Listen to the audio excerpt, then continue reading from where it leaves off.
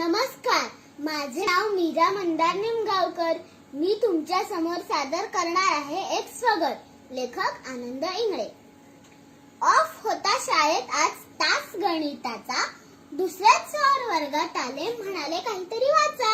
गडबड गोंधळ करायचा नाही, कोणी बडबड करायची नाही. प्रश्न पडू देत कुठलेही, मला उत्तर विचारायचं नाही. नागरिकशास्त्राचं पुस्तक काढा, त्यातला वाचा धडा. पाठ करायला लावीन नाही तर 27चा पाढा. पाणी वाचविले पाहिजे अशी पहिली ओळ वाचली आणि आमच्या घरची सकाळ डोळ्यांसमोर आली. ताई घासते दात, सोडून बेसिन मधला नळ. बाबा करतात दाढी, तेव्हा पाणी वाहत आहे खळखळ. ताजं पाणी पाहिजे म्हणून आई ओतते भरलेला अर्धा घडा. शाळेत मात्र शिकावाच लागतो नागरिकशास्त्राचा धडा. सामाजिक स्वच्छता राखा अशी दुसरी ओळ वाचली आणि आठवलं, आजी टाकते खिडकीतून खाली गुंतावडी.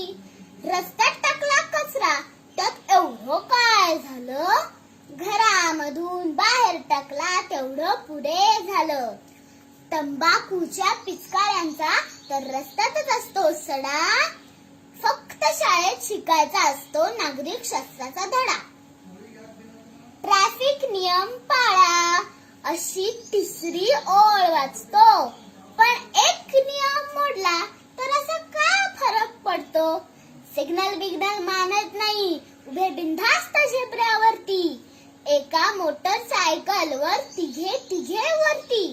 जर कोणी बोललं तर भांडण आणि शिव्या. लहान मोठा न बघता मुक्तपणे द्याव्या. कुठे कुठे पोचायची सगळ्यांनाच घाई, तरी सुद्धा वेळेवर कोणीच पोचत नाही.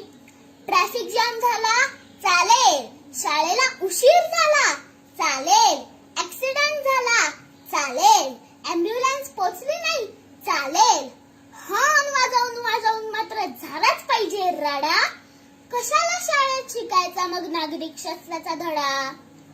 खरं तर नागरिकशास्त्र 100 मार्कांचं हवं. मोठ्यांनी ते छोट्यांपर्यंत सहज पोहोचवून द्यावं.